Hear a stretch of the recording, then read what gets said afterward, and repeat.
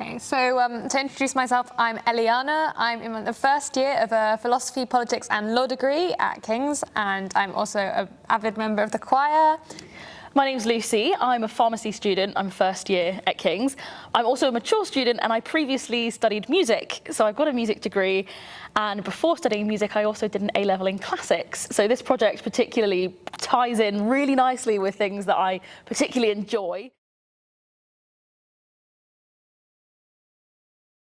So I think what has been most enjoyable is the process, the creative process. So I did not realise before about how much we had to do as part of the chorus, and how important each individual is when they are singing and in sort of every move. And you give us lots of creative license to improvise a bit in between with our bodies. And I didn't realise that would be such a big part of the process before. So that's been really cool.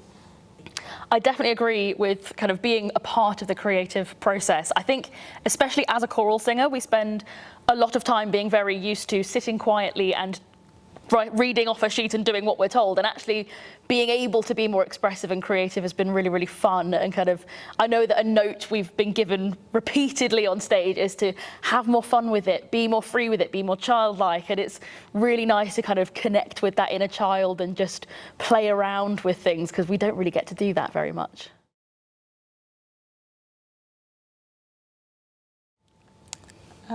So I think, there's two sides to this child character, because at the beginning they're so innocent, they're happy, and that involves just singing and enjoying what you're doing and being immersed in the music, I guess, for me, which once you really just relax into it, it comes naturally.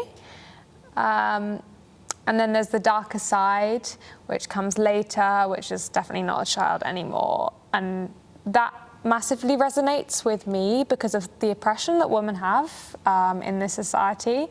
Like 1 in 4 have experienced domestic violence, the gender pay gap something like 14%.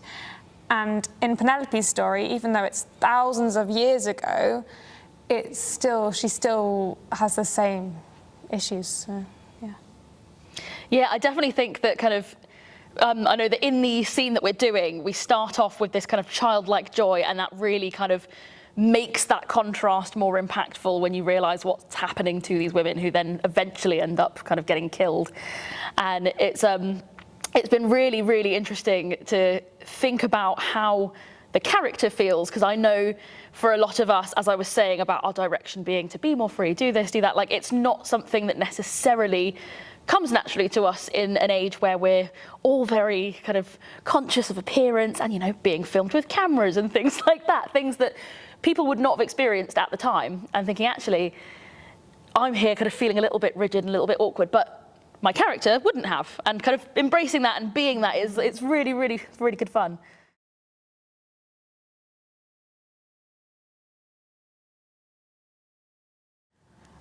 I think, yeah, it's definitely, you can just be free. When you're a chorister at King's, we've got Joe and he's amazing.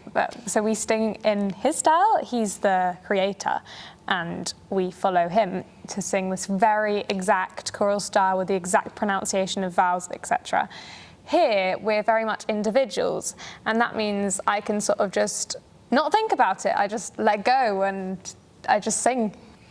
Yeah, I think definitely thinking even more about the words and telling the story, like you're actually being part of the story. So it's kind of different to feeling like a narrator sometimes when you're telling a story as opposed to being in the story. I know as a theatre goer myself, I've often said to people that sometimes when I go and see a musical or something, I might think, wow, they were fantastic at singing, but maybe I didn't quite get the connection to the story. And I'd always, as an audience member, I would rather see 90% singing and 100% storytelling. You know, if there's little breaks in the voice and stuff when a singer's telling a story, you're not worried about that. You're thinking about the story.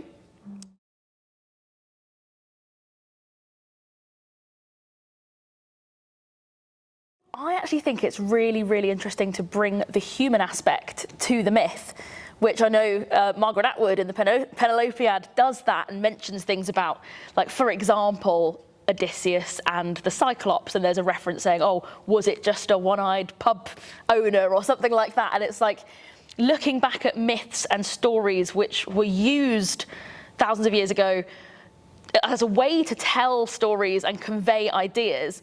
And these days we take that kind of very, very literally and think, oh yes, that definitely means that they definitely thought that there was this big monster or there was this god or this, that and the other. But actually bringing that human aspect to ancient myth and making it more relatable is really fascinating, because you kind of realise, oh yeah, no, that does actually make a lot more sense. It's not just this crazy tale. It's, you know, human life is crazy, and sometimes we need crazy metaphors to explain it. Lucy said a lot. But myths, what's different, I guess, is they're about something that's so far away that we don't know much about those societies apart from what's in the myths. And so we can take them at face value and say, actually, that's everything. That's loads of what we can tell about those societies. But you don't know quite what's true and what's not. And so I think the mystery is what makes them unique.